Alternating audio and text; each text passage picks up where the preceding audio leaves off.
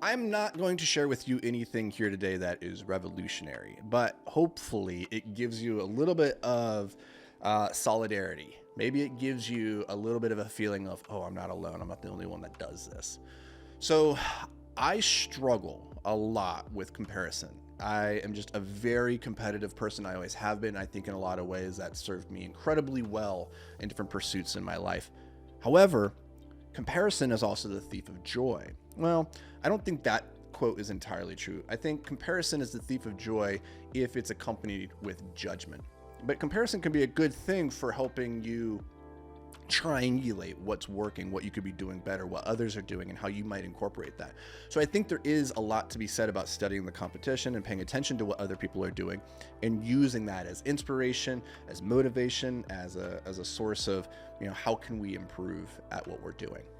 But comparison can truly be a thief of joy if you're coming at it and you're, starting to stack your self-worth up against it, or if you're just getting frustrated and you're starting to judge yourself negatively against those comparisons. And I want to share a little bit of a story that I've been going through over the last couple of weeks, couple months, couple years. It's an ongoing battle because I just am so inherently competitive. There's two creators in the social media landscape that I often get compared to, and I like them both. I think they're both great people. I have nothing negative to say about them as individuals. And I think they do a great job with their content media machine. They put out fantastic content, just generally speaking. One of the things, though, that I've struggled with is I've looked to these two people over the years, or over the last year, rather, not multiple years, but I've looked at them, at their content, and thought, hey, this is really great. What can I take from this? What can I improve? And at times, I've gotten kind of frustrated with myself because their content, though very comparable, and we often get, people saying like, oh, you guys are very similar. Their content would be vastly outperforming me on certain platforms, and I couldn't figure it out. And I get frustrated sometimes. Not all the time. Like, this is like what I'm sharing with you guys right now is like we go through seasons and phases, right? This isn't something that dominates my consciousness, but it is a reality of something that I struggle with. And recently I was talking to my buddy Sahil, who has a massive audience, and I look at Sahil, and again, I compare myself to him, but in a better way, because I look at his content and it inspires me to be a better creator myself, and I think that's a good place to operate from. But these other two, for whatever reason, I've always been like kind of competitive, wanting to beat them, like not wanting just to be better for the sake of being better, but kind of wanting to beat them. And he shared with me insights about both of them that I hadn't been privy to before, insights that drastically changed my perspective almost instantly of them and their content that they're putting out there. And part of this revolved around the fact that in both instances with both of these creators, I caught them plagiarizing other people's content. Now, and I called this out in a previous podcast episode. I called this out on Twitter a couple of weeks ago about two other big creators. This isn't those creators. I've kept these two close to the vest, and I haven't said anything about it. But I noticed that they had just blatantly ripped off other people's content. And I was talking to Sahil about this, and he's like, this isn't the first time this has happened. And in fact, Sahil sent me a text one morning. I wake up in the morning, and the very first thing I see is him sending me a screenshot of one of the people that I was, kind of complaining about, having plagiarized word for word an entire long form post from another massive creator.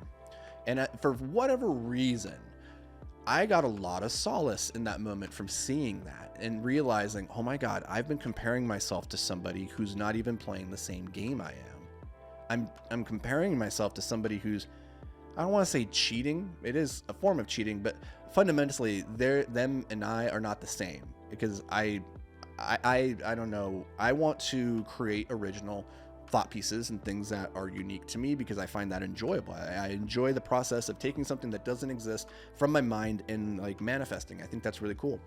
And for whatever reason, when I saw that text from Sahil, I thought, oh, it was like this burden, like this weight was lifted off my shoulders, like finally realizing, and we hear this all the time, like don't compare your, chapter 1 to somebody else's chapter 50, but really don't compare your book to somebody else's book, because they're completely different books to begin with. And I know it's so much easier to say that than it is to like embody that.